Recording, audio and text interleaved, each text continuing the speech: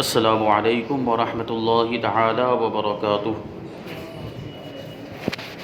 نحمده ونصلي ونسلم على رسوله الكريم اما بعد فاعوذ بالله من الشیطان الرجیم بسم اللہ الرحمن الرحیم ان اللہ وملائکته یصلون علی النبی یا ایها الذین آمنوا صلوا علیہ وسلموا تسلیما اللهم صل على سيدنا ومولانا محمد معدن الجود والكرم وآله الكرام وابنه الكريم وبارك وسلم صلاة وسلاما عليك يا رسول الله صلی اللہ تعالی علیہ وسلم۔ عزیزان ملت اسلامیہ، اس سے پہلے یہ بات بیان کی گئی کہ نبی پاک صلی اللہ علیہ وسلم اور خاندان بنو ہاشم کے تمام افراد کا سوشل بائیکاٹ کفار و مشرکین کی طرف سے کیا گیا تھا، اور ہجری 7 یہ نبوی یعنی اعلان نبوت کے 7ویں سال یہ واقعہ پیش آیا، اور ابو طالب اپنے خاندان والوں کو لے کر اور نبی پاک صلی اللہ علیہ وسلم کو لے کر ایک گھاٹی میں چلے گئے۔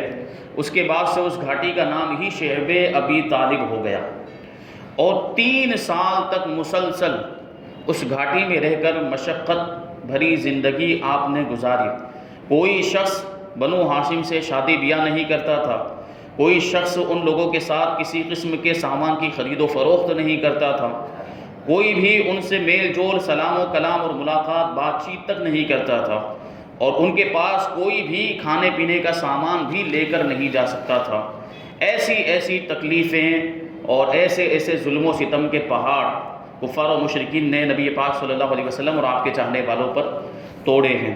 پھر اس کے بعد جو 10 نبوی کا جو سال آیا، اعلان نبوت کا 10واں سال، اس سال پھر کچھ لوگوں نے مل کر اس معاہدے کو، اس ایگریمنٹ کو ختم کر دیا، اور نبی پاک صلی اللہ علیہ وسلم اور خاندان بنو ہاشم کے افراد کو وہاں سے چھڑایا، وہاں سے نکال کر باہر لائے، اور یہ جو سوشل بائیکاٹ تھا اس کو ختم کیا گیا۔ اور اسی اعلان نبوت کے 10ویں سال حضور اقدس صلی اللہ علیہ وسلم شعب ابی طالب سے نکل کر اپنے گھر میں تشریف لائے، اور چند ہی روز کفار قریش کے ظلم و ستم سے کچھ امان ملی تھی کہ ابو طالب بیمار ہو گئے، اور گھاٹی سے باہر آنے کے 8 مہینے بعد ان کا انتقال ہو گیا۔ اعلان نبوت کا 10واں سال، اس کو غم کا سال بھی کہا جاتا ہے، عام الحزن کہا جاتا ہے، یعنی غم کا سال۔ اور اس سال کو غم کا سال اس لیے کہا جاتا ہے کہ اسی سال حضور اقدس صلی اللہ علیہ وسلم کے چچا ابو طالب کا بھی انتقال ہو گیا، اور آپ کی پیاری بیوی ام المؤمنین حضرت خدیجہ الکبریٰ رضی اللہ تعالی عنہا کا بھی انتقال ہو گیا۔ اس کی تفصیل آگے آتی ہے۔ تو گھاٹی سے باہر آنے کے 8 مہینے کے بعد ہی ابو طالب کا انتقال ہو گیا۔ ابو طالب کی وفات حضور اقدس صلی اللہ علیہ وسلم کے لیے ایک بہت ہی جاں گداز اور روح فرسا حادثہ تھا، بہت ہی غم پہنچانے والا حادثہ تھا، کیونکہ بچپن سے جس طرح پیار و محبت کے ساتھ ابو طالب نے آپ کی پرورش کی تھی، اور زندگی کے ہر موڑ پر جس جانثاری کے ساتھ آپ کی نصرت و دستگیری اور آپ کی مدد کی تھی، اور آپ کے دشمنوں کے مقابلے میں سینہ سپر ہو کر جس طرح آلام و مصائب کا مقابلہ کیا، مصیبتوں کا سامنا کیا، اس کو بھلا حضور اقدس صلی اللہ علیہ وسلم کس طرح بھول سکتے تھے۔ جب ابو طالب مرض الموت میں مبتلا ہو گئے تو حضور صلی اللہ علیہ وسلم ان کے پاس تشریف لے گئے اور فرمایا کہ اے چچا، آپ کلمہ پڑھ لیجئے، کیونکہ اس وقت تک ابو طالب نے کلمہ نہیں پڑھا تھا۔ یہ وہ کلمہ ہے کہ اس کے سبب سے میں خدا کے دربار میں آپ کی مغفرت کے لیے اصرار کروں گا۔ اس وقت ابو جہل، عبداللہ ابن امیہ ابو طالب کے پاس موجود تھے، یہ دونوں ابو جہل اور عبداللہ ابن ابی امیہ۔ ان دونوں نے ابو طالب سے کہا کہ اے ابو طالب، کیا آپ عبد المطلب کے دین سے روگردانی کریں گے؟ اور یہ دونوں برابر ابو طالب سے گفتگو کرتے رہے، یہاں تک کہ ابو طالب نے کلمہ نہیں پڑھا، بلکہ ان کی زندگی کا آخری قول یہ رہا کہ میں عبد المطلب کے دین پر ہوں، یہ کہا، اور ان کی روح پرواز کر گئی۔ حضور رحمت عالم صلی اللہ علیہ وسلم کو اس سے بڑا صدمہ پہنچا، اور آپ نے فرمایا کہ میں آپ کے لیے اس وقت تک دعا کرتا رہوں گا جب تک اللہ تعالی مجھے اس سے منع نہ فرما دے گا۔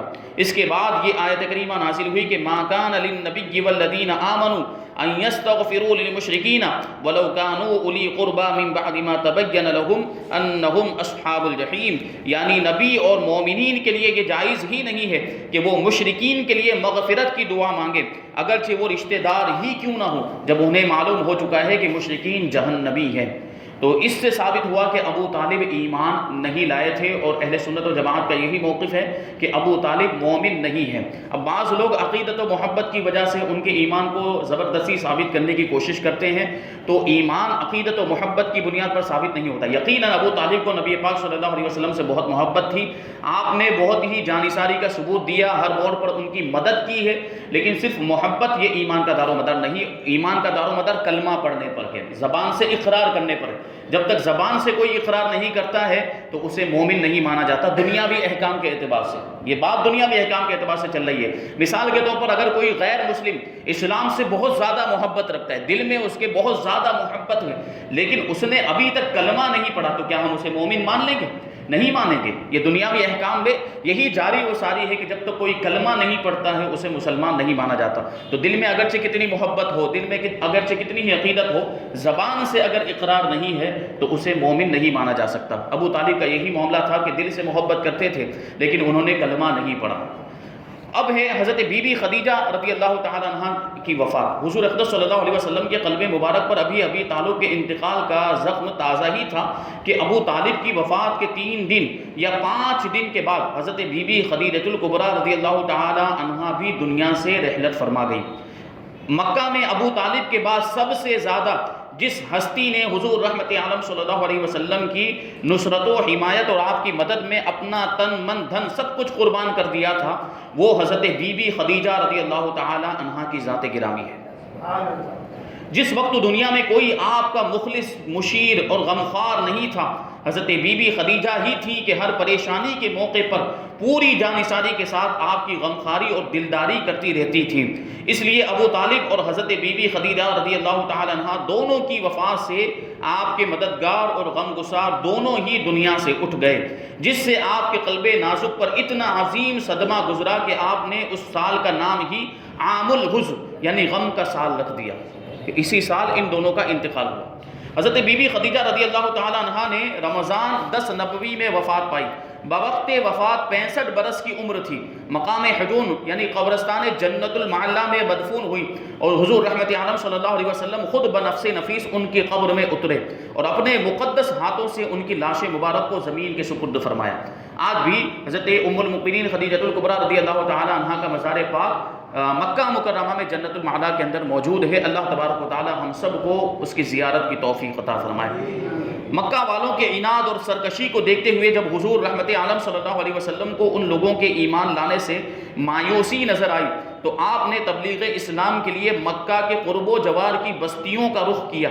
چنانچہ اس سلسلے میں آپ نے طائف کا سفر بھی اختیار فرمایا۔ اس سفر میں حضور صلی اللہ علیہ وسلم کے غلام حضرت زید ابن حارثہ رضی اللہ تعالی عنہ بھی آپ کے ہمراہ تھے۔ طائف میں بڑے بڑے عمراء اور مالدار لوگ، دولت مند لوگ رہتے تھے۔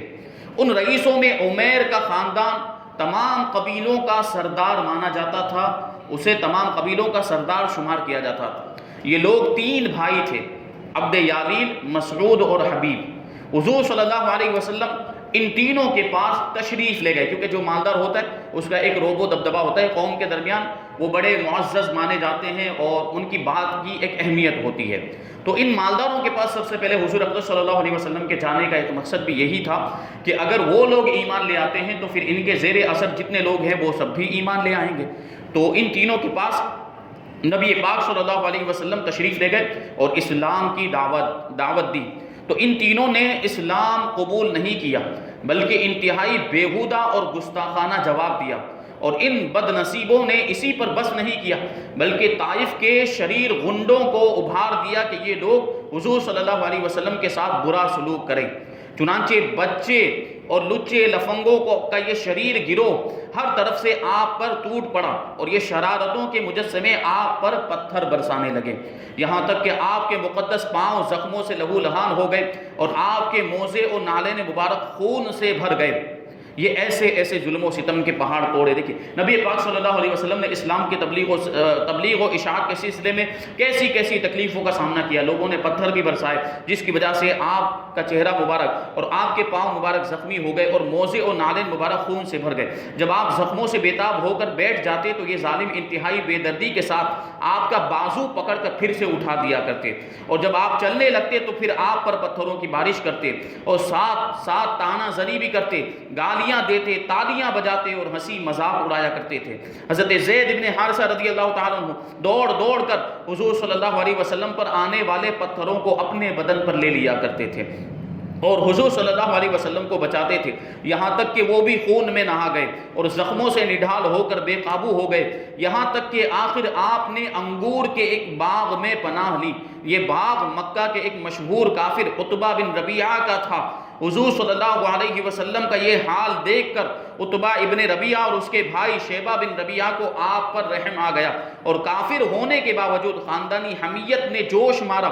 چنانچہ ان دونوں کافروں نے حضور اقدس صلی اللہ علیہ وسلم کو اپنے باغ میں ٹھہرا لیا اور آپ کو پناہ دی, اور اپنے نصرانی غلام عداس کے ہاتھ سے آپ کی خدمت میں انگور کا ایک خوشہ بھیجا. حضور صلی اللہ علیہ وسلم نے بسم اللہ پڑھ کر اس خوشے کو ہاتھ لگایا تو عداس تعجب سے کہنے لگا کہ اس اطراف کے لوگ تو یہ کلمہ نہیں بولا کرتے, یعنی بسم اللہ نہیں پڑھا کرتے. تو حضور صلی اللہ علیہ وسلم نے اس سے دریافت فرمایا کہ تمہارا وطن کہاں ہے؟ تو عداس نے کہا کہ میں شہر نینوا کا رہنے والا ہوں. آپ نے فرمایا کہ وہ تو حضرت یونس ابن متہ کا شہر ہے, وہ بھی میری طرح خدا کے پیغمبر تھے. یہ سن کر عداس آپ کے ہاتھ پاؤں چومنے لگا اور فوراً ہی کلمہ پڑھ کے مسلمان ہو گیا. یہ باغ جس کے اندر نبی پاک صلی اللہ علیہ وسلم کا خون مبارک گرا تھا, یہ آج بھی طائف کے اندر موجود ہے. اللہ تبارک و تعالی وہاں جا کر ہمیں اس کا دیدار کرنے کی توفیق عطا فرمائے تاکہ وہ منظر ہماری نگاہوں کے سامنے آئے, ہم تصور میں اس کو یاد کریں, اور جس طریقے سے نبی پاک صلی اللہ علیہ وسلم نے اسلام کے لیے قربانی دی وہ قربانی کا جذبہ ہمارے دلوں میں بھی پیدا ہو. اسی سفر میں جب آپ مقام نخلا میں تشریف فرما ہوئے اور رات کو نماز تہجد میں قرآن مجید پڑھ رہے تھے, قرآن مجید کی تلاوت کر رہے تھے, نصیبین کے جنوں کی ایک جماعت آپ کی خدمت میں حاضر ہوئی, جنات, اور قرآن سن کر یہ سب جنات مسلمان ہو گئے. پھر ان جنوں نے لوٹ کر اپنی قوم کو بتایا تو مکہ مکرمہ میں جنوں کی جماعت نے فوج در فوج آ کر اسلام قبول کیا. چنانچہ قرآن مجید میں سورہ جن کی ابتدائی آیتوں میں خداوند عالم نے اس واقعے کا تذکرہ فرمایا. جنات نے بھی نبی پاک صلی اللہ علیہ وسلم کے ہاتھ پر اسلام قبول کیا ہے اور قرآن سن کر ان کے دلوں کی دنیا تبدیل ہو گئی ہے. مقام نخلا میں حضور صلی اللہ علیہ وسلم نے چند دنوں تک قیام فرمایا. پھر آپ مقام حرا میں تشریف لے گئے اور قریش کے ایک ممتاز سردار مطعم بن عدی کے پاس یہ پیغام بھیجا کہ کیا تم مجھے اپنی پناہ میں لے سکتے ہو؟ عرب کا دستور تھا کہ جب کوئی شخص ان سے حمایت اور پناہ طلب کرتا تو وہ اگرچہ کتنا ہی بڑا دشمن کیوں نہ ہو وہ پناہ دینے سے انکار نہیں کر سکتے تھے. چنانچہ مطعم بن عدی نے حضور صلی اللہ علیہ وسلم کو اپنی پناہ میں لے لیا اور اس نے اپنے بیٹوں کو حکم دیا کہ تم لوگ ہتھیار لگا کر حرم میں جاؤ, اور مطعم بن عدی خود گھوڑے پر سوار ہو کر گیا اور حضور صلی اللہ علیہ وسلم کو اپنے ساتھ مکہ لایا اور حرم کعبہ میں اپنے ساتھ لے کر گیا اور مجمع عام میں اعلان کر دیا کہ میں نے محمد صلی اللہ علیہ وسلم کو پناہ دی ہے. اس کے بعد حضور صلی اللہ علیہ وسلم نے اطمینان کے ساتھ حجر اسود کو بوسہ دیا اور کعبہ کا طواف کر کے حرم میں نماز ادا کی, اور مطعم بن عدی اور اس کے بیٹوں نے تلواروں کے سائے میں آپ کو آپ کے دولت خانے تک پہنچا دیا. اس طریقے سے آپ دوبارہ مکہ مکرمہ میں تشریف لائے. اس سفر کے مدتوں بعد ایک مرتبہ ام المؤمنین حضرت عائشہ رضی اللہ تعالی عنہا نے حضور اقدس صلی اللہ علیہ وسلم سے دریافت کیا کہ یا رسول اللہ صلی اللہ تعالی علیہ وسلم, کیا جنگ احد کے دن سے بھی زیادہ سخت کوئی دن آپ پر گزرا ہے؟ جنگ احد میں بڑی پریشانیوں کا سامنا, مسلمانوں کو شکست کا سامنا ہوا تھا, اور یہ وہی جنگ ہے جس میں نبی پاک صلی اللہ علیہ وسلم کے چہرے مبارک کے اندر جو خود پہنا جاتا ہے, جو لوہے کی ٹوپی پہنی جاتی ہے, اس کی کڑیاں آپ کے رخسار مبارک میں گڑ گئی تھی جس کی وجہ سے آپ کا چہرہ زخمی ہو گیا, خون بہنے لگا تھا, آپ کے دانت زخمی ہوئے, دانتوں سے خون بہنے لگ گیا تھا. ایسی جو ہے کہ یہ جنگ تھی, ایسی شدت والی سختی والی یہ جنگ تھی. تو اس کی طرف اشارہ کرتے ہوئے حضرت ام المؤمنین عائشہ صدیقہ رضی اللہ تعالی عنہا نے پوچھا کہ کیا جنگ احد کے دن سے بھی زیادہ سخت کوئی دن آپ پر گزرا ہے؟ تو آپ نے ارشاد فرمایا کہ ہاں, اے عائشہ وہ دن میرے لیے جنگ احد کے دن سے بھی زیادہ سخت تھا جب میں نے طائف میں وہاں کے ایک سردار عبد یالل کو اسلام کی دعوت دی. اس نے دعوت اسلام کو حقارت کے ساتھ ٹھکرا دیا اور اہل طائف نے مجھ پر پتھراؤ کر دیا. میں اس رنج و غم میں سر جھکائے چلتا رہا یہاں تک کہ مقام قرن الثعالب میں پہنچ کر میرے ہوش و حواس بجا ہوئے. وہاں پہنچ کر جب میں نے سر اٹھایا تو کیا دیکھتا ہوں کہ ایک بدلی مجھ پر سایہ کیے ہوئے ہے. اس بادل میں سے حضرت جبریل علیہ السلام نے مجھے آواز دی اور کہا کہ اللہ تعالیٰ نے آپ کی قوم کا قول اور ان کا جواب سن لیا اور اب آپ کی خدمت میں پہاڑوں کا فرشتہ حاضر ہے تاکہ وہ آپ کے حکم کی تعمیل کرے. حضور اقدس صلی اللہ علیہ وسلم کا بیان ہے کہ پہاڑوں کا فرشتہ مجھے سلام کر کے عرض کرنے لگا کہ اے محمد صلی اللہ علیہ وسلم، اللہ تعالیٰ نے آپ کی قوم کا قول اور انہوں نے آپ کو جو جواب دیا ہے وہ سب کچھ سن لیا ہے اور مجھ کو آپ کی خدمت میں بھیجا ہے تاکہ آپ مجھے جو چاہیں حکم دیں اور میں آپ کے حکم کو بجا لاؤں. اگر آپ چاہتے ہیں کہ میں اخبشین یعنی جبل ابو قبیس اور قوائقیان، یہ دونوں پہاڑوں کا نام ہے، اگر آپ چاہیں تو ان دونوں پہاڑوں کو ان کفار پر الٹ دوں اور وہ اس میں دھس کے مر جائیں تو میں الٹ دیتا ہوں. یہ سن کر حضور رحمت عالم صلی اللہ علیہ وسلم نے جواب دیا کہ نہیں، بلکہ میں امید کرتا ہوں کہ اللہ تعالیٰ ان کی نسلوں سے اپنے ایسے بندوں کو پیدا فرمائے گا جو صرف اللہ تعالیٰ ہی کی عبادت کریں گے اور شرک نہیں کریں گے. تو وہ تو ایمان نہیں لائے لیکن ان کی اولاد کو اللہ تبارک و تعالیٰ نے ایمان کی توفیق عطا فرمائی. پھر انہوں نے ایسی جانثاری کا ثبوت دیا کہ اسلام کے لیے اپنا سب کچھ قربان کر دیا. حضور نبی کریم صلی اللہ علیہ وسلم کا طریقہ تھا کہ حج کے زمانے میں جب کہ دور دور کے عربی قبائل مکہ مکرمہ میں جمع ہوتے تھے تو حضور صلی اللہ علیہ وسلم تمام قبیلوں میں دورہ فرما کر لوگوں کو اسلام کی دعوت دیا کرتے تھے. اسی طرح عرب میں جا بجا بہت سے میلے بھی لگتے تھے جن میں دور دراز کے قبیلوں کے لوگ جمع ہوتے تھے. ان میلوں میں بھی آپ تبلیغ اسلام کے لیے تشریف لے جاتے تھے. چنانچہ عکاس، مجنہ، ذوالمجاز کے بڑے بڑے میلوں میں آپ نے عرب کے قبیلوں کے سامنے اسلام کی دعوت پیش فرمائی. عرب کے قبائل بنو عامر، محارب، فزارہ، غسان، مرہ، سلیم، عبس، نضر، کندہ، کلب، عزرہ، ہزاریمہ وغیرہ، ان سب مشہور قبیلوں کے سامنے آپ نے اسلام کی دعوت کو پیش فرمایا. مگر آپ کا چچا ابو لہب ہر جگہ آپ کے ساتھ ساتھ جاتا اور جب آپ کسی قبیلے کے سامنے وعظ فرماتے تو ابو لہب چلا چلا کر یہ کہتا کہ یہ دین سے پھر گیا ہے معاذ اللہ اور یہ جھوٹ کہتا ہے. نبی کریم صلی اللہ علیہ وسلم کے بارے میں ابو لہب اس طریقے سے بکواس کیا کرتا تھا. قبیلہ بنو زہل بن شیبان کے پاس جب آپ تشریف لے گئے تو حضرت ابو بکر صدیق رضی اللہ تعالیٰ عنہ بھی آپ کے ساتھ تھے. اس قبیلے کا سردار مفروق آپ کی طرف متوجہ ہوا اور اس نے کہا کہ اے قریشی برادر آپ لوگوں کے سامنے کون سا دین پیش کرتے ہیں؟ تو آپ نے فرمایا کہ خدا ایک ہے اور میں اس کا رسول ہوں. پھر آپ نے سورہ انعام کی چند آیتیں تلاوت فرمائی. یہ سب لوگ آپ کی تقریر اور قرآنی آیتوں کی تاثیر سے انتہائی متاثر ہوئے لیکن یہ کہا کہ ہم اپنے اس خاندانی دین کو بھلا کر ایک دم کیسے چھوڑ سکتے ہیں جس پر ہم برسوں سے عمل کر رہے ہیں، جس پر ہم برسہ برس سے کاربند ہیں. اس کے علاوہ ہم ملک فارس کے بادشاہ کسرا کے زیر اثر اور اس کی رعایا ہیں، اس کی رعیت ہیں اور ہم یہ معاہدہ کر چکے ہیں کہ ہم بادشاہ کسرا کے سوا کسی اور کے زیر اثر نہیں رہیں گے.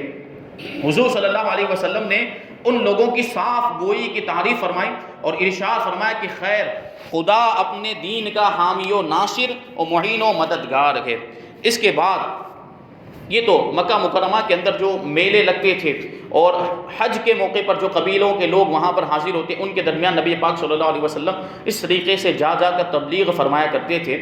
اب چونکہ نبی کریم صلی اللہ علیہ وسلم کی ہجرت گاہ یعنی مدینہ منورہ جہاں پہ نبی کریم صلی اللہ علیہ وسلم ہجرت کر کے تشریف لے جانے والے تھے وہاں پر اسلام کس طریقے سے پہنچا ہے اور وہاں کے لوگ کس طریقے سے مشرف اسلام ہوئے انشاءاللہ تبارک و تعالیٰ اس کو آئندہ بیان کیا جائے گا. اللہ تبارک و تعالیٰ ہم سب کو عمل کی توفیق عطا فرمائے.